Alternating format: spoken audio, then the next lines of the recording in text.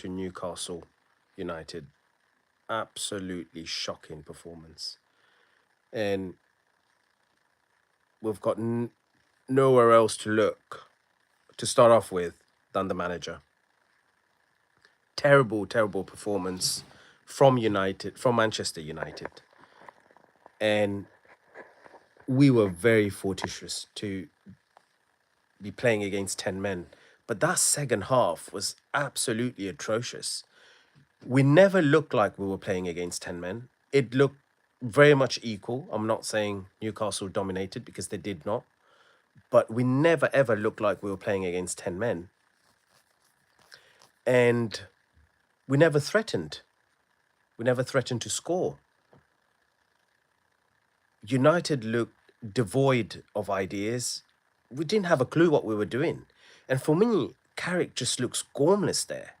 Yes, he looks like he's fuming. He looks angry. And he can't go on the pitch and play. But he didn't set the team up well. And it's not just this one match. We've been scraping through games. We've been scraping results.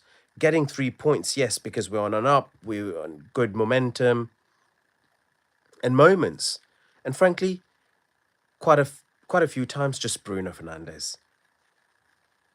One reason, Bruno Fernandes.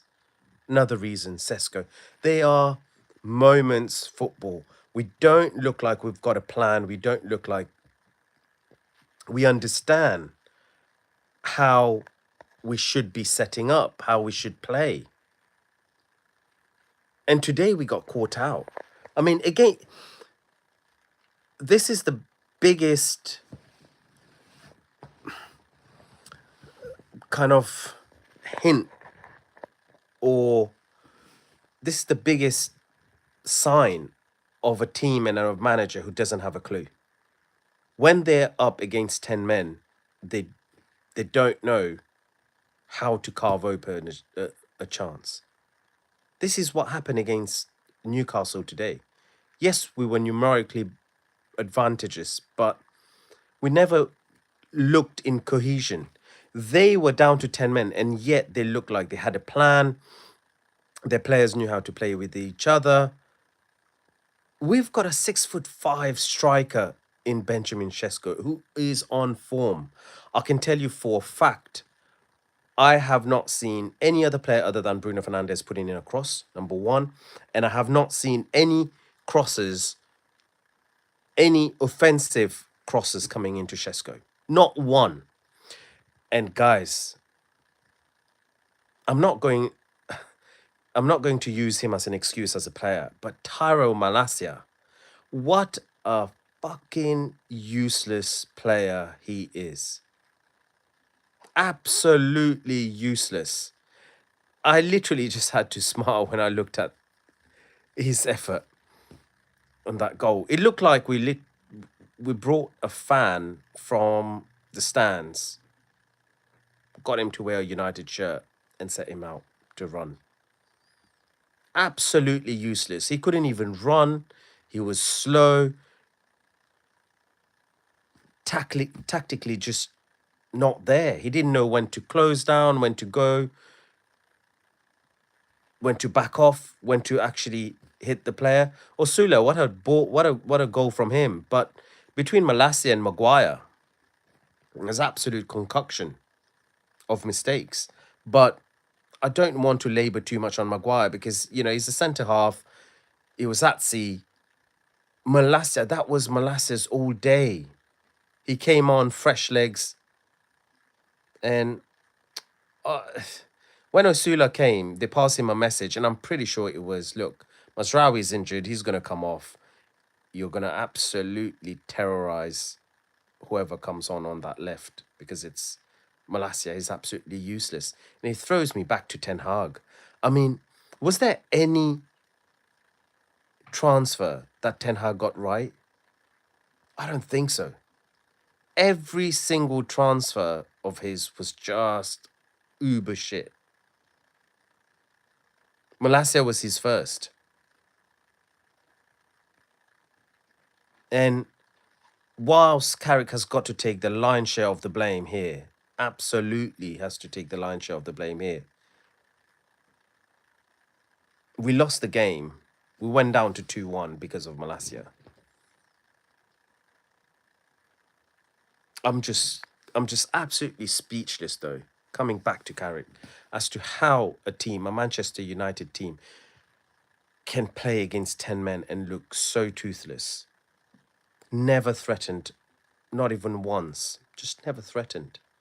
We had the same thing with Amorim when we played against Everton.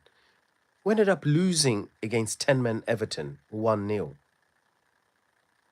That was under Amorim. And now we've lost against 10 men Newcastle 2-1.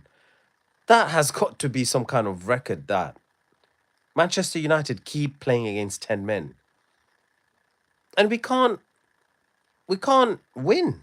Forget winning. We don't even draw the match. We end up losing. Shocking performance. Don't have too much more to say on that, but all throughout, you guys must have seen, United have won. I've not been overboard. In fact, so much so I didn't even bother doing a reaction against our win against Crystal Palace, because even that was against 10 men. That was not impressive at all. We barely scraped by. We drew against West Ham. That was shit. And now we lost against Newcastle. For all of those who are looking at the table and the points, yes, we're doing all right. But there's no way, no chance that Carrick should get this job come the summer. No chance. All the wins that we've got, what do we know? What have we learned from those wins? Do we understand Carrick has got a style of play, a pattern of play? Can he get us moving? Is there something obvious? No. Look, we've been bailed out multiple times by Casemiro. He's not going to be here. And I don't think we'll be able to replace those goals. Sandro Tonali, excellent today for Newcastle. He's one of the prospects that we're looking to get. Perhaps we might get him. Is he going to replace Casemiro? Like fuck, he's going to replace Casemiro. Brilliant player. But Casemiro's aerial presence, is too important to United. He's come off. We didn't look like scoring a header from a set piece once. And Bruno kept on putting in crosses. Just very, very, very disappointing. So, with Casemiro not here, Bruno maybe not. I mean, he's demanding the kind of salary that, frankly, he deserves if he's to stay at Man United. He deserves to be the best paid player at United, one of the best played players in the Premier League and in the world. Absolutely, he deserves to be. Will we give him that? I'm not sure. So he might go. He might end up not staying. Yeah, we will replace, definitely, I'm sure Malacia won't be here, and we'll replace him. And yeah, we would have end up drawing the match 1-1. But that's not good enough. It's just not good enough. Maguire, I don't think with Carrick we will end up improving that much where we will challenge the Premier League. He's had a reaction just like Ole Gunnar Solskjaer had. I think Solskjaer won nine out of his first 14 games. Carrick's won all but 2. So I think 10 out of 12. Similar records, similar kind of styles even. In fact, Carrick was present for Solskjaer's latter end of his tenure. And look, this is not lumping in on Carrick time. All I'm saying is I've been hearing a lot from the main media that, oh, Carrick's got to get the job. Carrick's got to get a job. Guys, being a United fan and following United for so long, we still don't look like we've got an identity. He's changed the base from being a five at the back to a forward at the back. And for sure, straight away, we got a huge bounce. The team was on the up. But after the first two games against Arsenal and against Manchester City, we've not really played well. We've not scored free-flowing football. We've been getting by. We've been set pieces FC. So, no. Let's just kill that conversation of Carrick getting the job full-time. It shouldn't happen. It's not going to happen. And let's just make sure we finish the season on a high, because this season's still there for us to be had, right? We've ended up losing ground now on Manchester City instead of closing down the gap. We should have been 6 points to Manchester City. We're now 9 points. So really, really frustrating. The only saving grace is Aston Villa also lost, so we've not lost ground on them. We're still third on the table, but Chelsea have closed the gap. Liverpool lost. We got lucky. Chelsea have closed the gap. Manchester City have extended theirs to us, and Arsenal, yeah, they've gone even further. So not a good midweek game for Manchester United. And also, this is now the second midweek game under Carrick, and both times we've struggled really badly. Carrick is in this position because we do not have any cup games. We are not in Europe. We literally play once a week, most weeks. The time that we play 2 games in a week and we have a midweek game, we struggle big time. The other midweek game, I think also we didn't win. If I'm not mistaken, it was West Ham. So this isn't a good sign. I don't think Carrick can cope. It's not a good sign. But anyway, as I said, it wasn't Carrick playing the game today. I'm not going to go all in. The players have got to take responsibility. So let's jump in on the player ratings. San Elements. Look, he's got to be Dr. Point for me. He was not the culprit for the goals, but he's not done anything to help himself or the team. He's not done anything. So he's conceded, can't get an average score. And if I'm going to be super critical, for me, the penalty was not the best. In fact, it probably touched his toe. I think a better keeper there on penalties, having the more presence of mind, I think can get a stronger leg to it. I'm being uber critical, but I'm just explaining why I'm giving him below average score. So I'd dock him half a mark there for the penalty. And I would also dock him a half a mark on the goal. Look, the goal is not on him, but he had the opportunity, the chance to really stretch out and look at, right, this player is coming in from his left on our right. Clearly beats Malacia real easy. Only has Maguire there. I think he can gamble. I think Saint Lemans can gamble and make sure it covers the far post. Half a mark there as well. So for me, Lemans only gets a 5. Then left back, Luke Shaw. Terrible. Disaster. 5.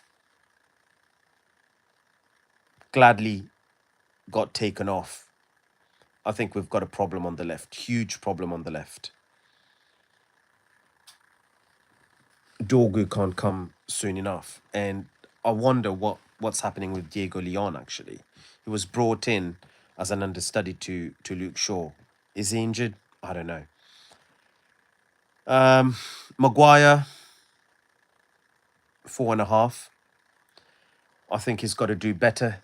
He's got Malacia. He's got a young left back. He's got to organise it better. And Maguire hates running back, hates tracking back.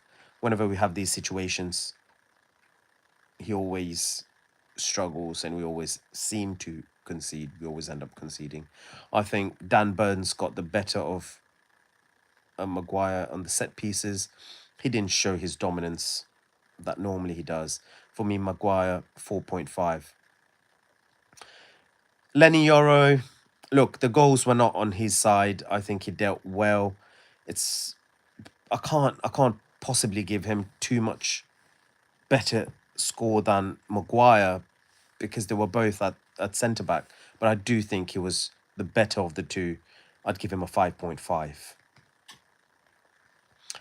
And on the right, Mazraoui, look, I'll cut him some slack. And we conceded the goal when he was injured. If Mazraoui is there fit, I don't think we concede the goal for sure. Mazraoui gets a 6. He's fasting, yet played right back, left back. He's got to keep on playing. I just hope his injury is not bad. Then we get to the midfield. Casemiro, probably a contender for man of the match. There's not going to be many. But when he was on the pitch, we were not open, susceptible defensively. And yeah, I thought he had a very calm game. He didn't impose himself necessarily on the game, but he produced when it mattered. Took a black eye and scored the goal. So he's one of the better midfielders. 6.5 for him. Kobe Manu, on the other hand, terrible. Has just not shown me that he can be relied on. I don't know what Kobe Manu is even good at. It's Kobe Manu, 5. Generous 5. Bruno Fernandes, another good, decent performance. Not good, because again, it was all too just chaotic. I think we've come to rely on Bruno far too much. He produced some good balls, but unfortunately, none of that could materialize. But I think he was one of the better players. A 6.5 for him as well. Cunha, not his usual penetrative or dominant self. I'll give him an average score of 6. And Buemo, he might need to have a rest because he didn't produce anything of consequence, didn't show us what we've come to expect from him so far. So, quiet game from Mbuemo, and he gets a 5.5. And Shesko, I feel really sorry for him. He's looked dangerous whenever he's had the chance, but he's just not at the service today. It's an absolutely tiring performance and very frustrating one for him. We're back to the graveyard shift. Being a number 9 for Manchester United, you're just devoid of supply. So it's a 6 for Shesko. Xerxes came on. Xerxes had produced the biggest shot and best action really from a United perspective. I'll give him 6.5. Tremendous knuckleball shot on the keeper. Was good enough to win us the game, but the keeper was equal to it. And so Xerxes gets a 6.5. Who else came on? Well, I know Malacia came on, and my goodness, he did nothing good. Nothing good. I'll give him a 2 just for existing and coming on the pitch, but he did absolutely nothing good. Didn't cross well, didn't run, didn't tackle. It was just like a boy trying to play a man's game. 2 Malacia. Ugarte came on. I've got to be honest. I'll give him a 7. He injected some pace. He injected tackles. Maybe 7's a bit too much. 6.5. But failed to create. but he was positive alongside Xerxes. Ahmad came on, dud, didn't make any difference, just an average 6. And who else came on? Diego Dalot. Wow, what a terrible performance from Dalot. Terrible performance. He came on and it was absolutely disgusting. Couldn't put in a tackle, kept losing the ball. If I'm not mistaken, even copped a yellow card. I'm not sure, but it was terrible. Kept giving fouls away. For me, a 4. And finally on to Carrick. Well, Carrick didn't show anything useful, credible, made the changes, couldn't inspire anyone. It's a 5 for Carrick. With that ends this disaster of a player ratings for me. And yeah, just don't have anything else good to say. Really poor performance, and United players should really be ashamed. I hope with this ends the constant questioning of the next manager. Let's just get through this season, guys. Carrick's here till the end of the season. We've got a great chance to try and get top 2. Let's just go at it. Let's just go at it, right? Take that Champions League football and then start focusing on next season in terms of new manager. Get that done nice and early, and then start getting the players from the World Cup and get them in, whoever that new manager wants. But as of now, I'm just fed up of hearing and listening to constant questioning and guesswork of who's going to be United's manager. It's Carrick for now. That's it. End of. Let's not talk about him staying at Manchester United past this summer. He's not good enough. Not many people are, to be very honest with you. And Manchester United have really got to aim high. For me, we're the biggest club in the world, and we've got to go and get the best manager in the world. One of the best managers for sure. So that's not Carrick. That's not Carrick, guys. Okay. And let's just end this stupid questioning and debate over here. Focus on what we have to do for the rest of the season. Well done to Newcastle. I was impressed.